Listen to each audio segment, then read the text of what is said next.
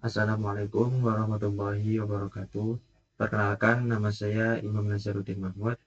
Di sini saya akan membagikan sedikit materi mengenai apa itu peran sistem operasi, komponen-komponen sistem operasi, dan contoh sistem operasi dalam kehidupan sehari-hari. Baik, langsung saja. Yang pertama adalah peran sistem operasi. Peran sistem operasi dapat saya simpulkan menjadi 5 peran. Yang pertama adalah manajer sumber daya. Tugasnya adalah membagi CPU, memori, dan perangkat input dan output. Jadi setiap komponen itu mendapatkan bagian yang sama. Yang kedua adalah mesin virtual. Fungsinya adalah menyembunyikan detail hardware agar lebih mudah digunakan oleh user. Jadi user tidak perlu mengetahui proses-proses yang ada di dalam sistem operasi tersebut. Yang ketiga adalah koordinator aktivitas. Tugasnya mengatur multitasking agar tidak bentrok. Yang keempat adalah enforcer kebijakan. Tugasnya menjaga keamanan, proteksi data, dan aturan penggunaan. Yang kelima adalah fasilitator pemrograman. Fungsinya menyediakan API, library, dan tools untuk programmer. Yang kedua adalah komponen utama sistem operasi. Yang pertama adalah monitor atau kernel. Kernel adalah inti dari sistem operasi. Tugasnya menghubungkan software dengan hardware, mengatur penggunaan memori, mengatur keluar masuknya data, input atau output, terus menangani sinyal atau interupsi dari perangkat seperti keyboard dan mouse. Yang kedua adalah manajemen prosesor. Bagian ini mengatur proses mana yang boleh memakai CPU dan kapan. Jadi di sini tuh diatur, dibagi jatah-jatahnya kapan itu. Tugasnya membagi waktu CPU ke setiap program, mengatur proses yang sedang berjalan, menunggu atau selesai. Yang ketiga, mengganti proses dengan cepat agar terlihat berjalan bersamaan atau multitasking.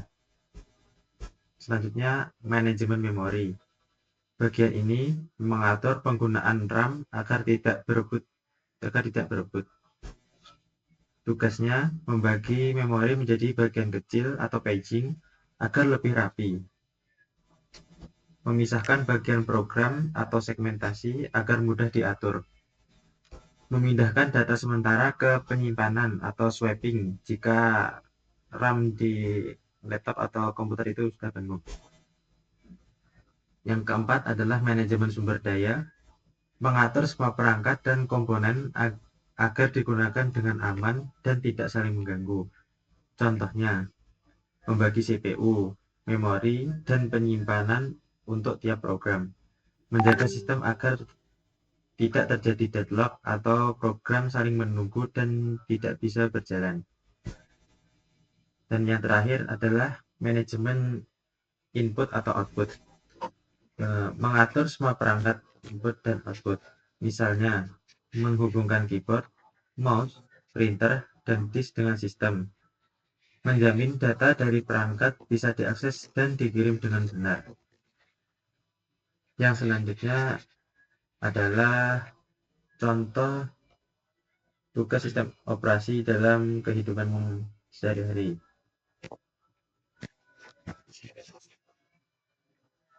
Yang pertama adalah antrian batch, menjalankan pekerjaan secara otomatis satu persatu tanpa campur tangan operator.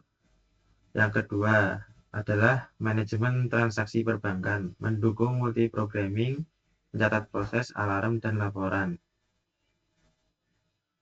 Sistem yang ketiga, sistem reservasi tiket, mengatur akses database agar tidak terjadi konflik antar pengguna.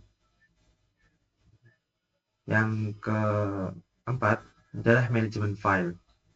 Ini melindungi data dengan backup, misalnya ke magnetic tape. Yang terakhir perlindungan program, menjaga agar modul program tidak saling mengganggu.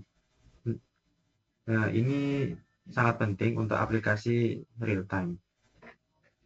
Sekian yang bisa saya bagikan. Kurang lebihnya saya mohon maaf. Wassalamualaikum warahmatullahi wabarakatuh.